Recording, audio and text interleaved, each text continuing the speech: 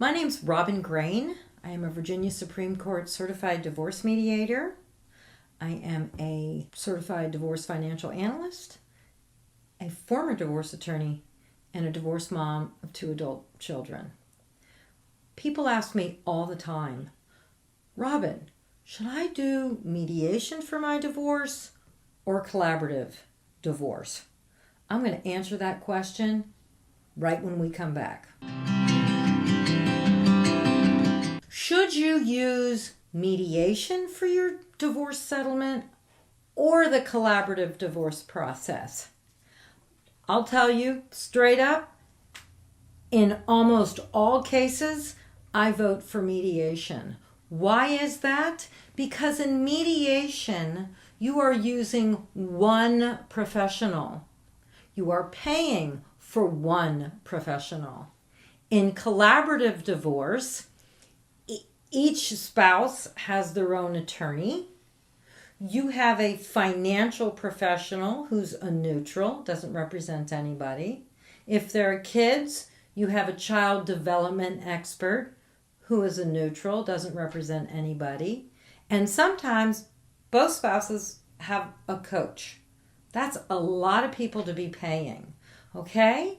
If you do not need those other experts to be in the room, why are you paying for them? It's overkill. Number one, I call it too many cooks spoil the soup.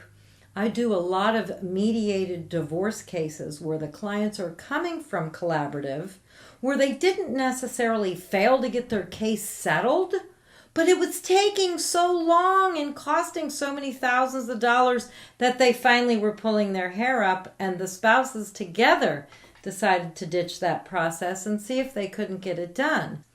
Now, if you have super complicated finances that the mediator can't handle, but I, for example, am also a certified divorce financial analyst. I've been dealing with people's money for over 21 years. I rarely see a financial matter that's over my head, but if I did, and I have, I tell the clients, look, we can't move ahead until you have a CPA, a tax expert. Or we can't move ahead until you've sat down with a wealth management advisor and figured out, how to move the money around. We almost always need some type of assistance with a realtor and or an appraiser when a piece of real estate is going to be sold. So when we need the experts, we get the experts, but to have them just sitting there in the room and we don't need them, that's a lot. The other thing is, do you need a child development expert? I find that most of my clients are the expert of their own children. And sometimes when you start bringing third parties into your family's life, it's a lot. Things can get out of control. I was a children's attorney for years, and there were so many professionals in the kids' lives that I represented. Sometimes it was a mess. So if you don't need a child development expert to help you make decisions regarding the custody plans for your children, don't hire one.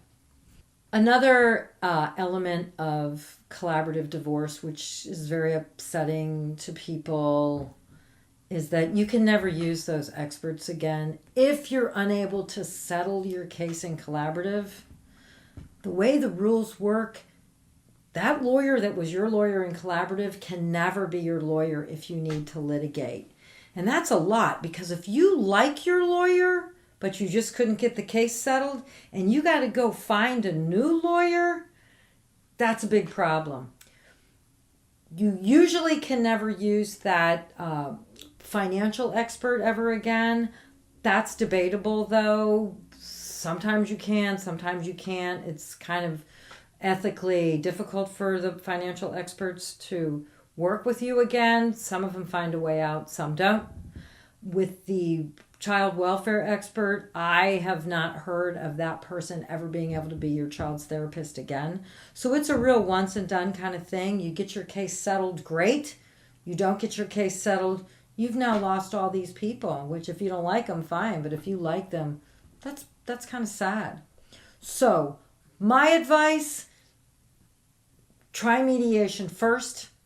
If it doesn't work, you can try collaborative, but chances are, if you have a good mediator with experience that understands the effects of divorce on children, that understands money, that understands taxes, that understands real estate, that understands the law, you're going to be fine. And if that mediator can't get you through, chances are you're going to end up in litigation.